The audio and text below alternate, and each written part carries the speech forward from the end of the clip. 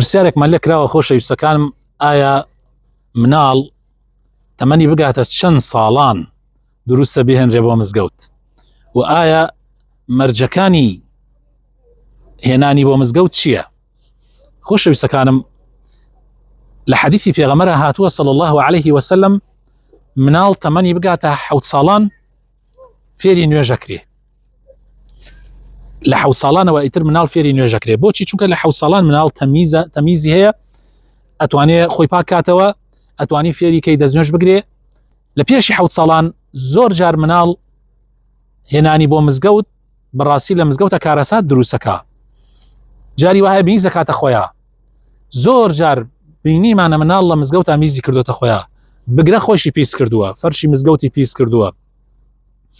یعنی جگە لەوەی کە ئەبێتە هۆی تەشویش لە ناو مزگەوتە، لە پێشتەوە مناڵێک نوێژەکات جاری وا هەیە ئەوەندە حرەکاتی ناخۆش و ناشرین ئەکا نوێژەکەت لێتێک ئەچێ، مامۆسای مزگەوت قیراءەکەی لێتێک ئەچێ، نازانێت ئاداب، نازانێت حتى لە ئامینکردنەکەیە. جاری وا هەیە کاتێ مامۆسا ئەڵێ وەلە ضالین، ئەو بەنەشازی ئامینێکەکە چونکە نازانێ و فێر نەبووە، یعنی هەر خۆی بۆ خۆی ئەوە جۆرێک لە خەلەل دروستکردنە لە ناو جەماعەتە.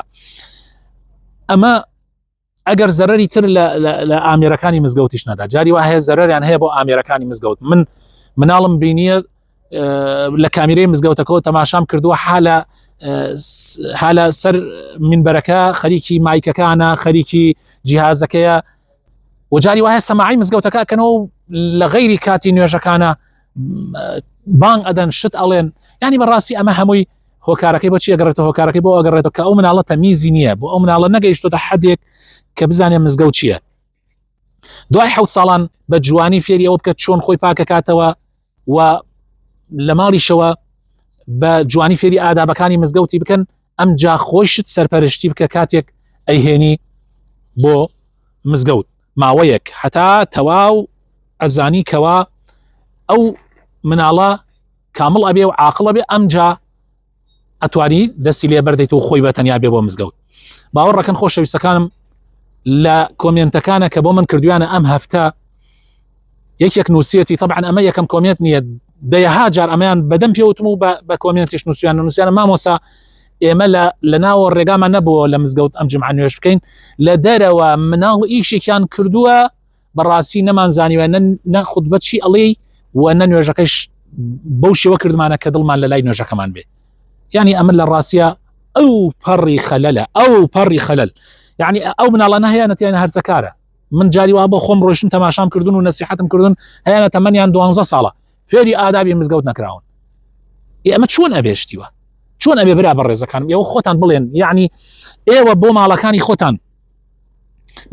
خۆتان لەناو ماڵە کاتێ میوانێکتان دێ، ڕازی ئەبن کوڕەکانتان کچەکانتان بڕۆنە پەڕی میوانەکە دانشن، هەندێ بێ ئەدەبی بکەن لە بەردەمی میوانەکەیە. ئەمە ڕازی ئەبن کاتێک ئەڕۆن بۆ ماڵێک بۆ میوانی، ئەگەر مناڵەکەت لارولێر بێ، هار بێ، شتی ئەو ماڵە بشکێنێ، هەندێک ئاژاوە بناتەوە، نایبی لەگەڵ خۆتە بشی بێی لەگەڵ خۆتە، لە پاری خۆتە دای ئەنەیت و زۆر ئاگاداری ئەبی.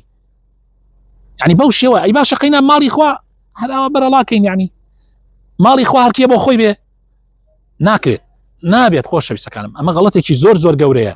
تکا ئەکەم لێم تێبگەن، تکا ئەکەم لە مامۆسایانی ئاینی لەم بارەوە قسە بکەن، تەشجیعی خەڵ نەکەن مناڵە وردەکانیان بێن بۆ مزگەوت. کاکە خۆ ئەمە ڕەوزە نییە.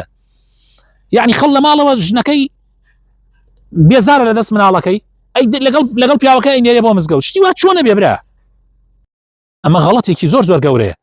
هیوادارم مامۆسایان تەوجیهی خەڵک بکەن، و ئەوانشی کە عاقڵن لە قسەکانی من تێگەن، هیوادارم ئینشاءالله سوودی لێ وەربگرن و لە ژیانی خۆیانە تەطبیقی بکەن. والسلام عليكم ورحمة الله وبركاته.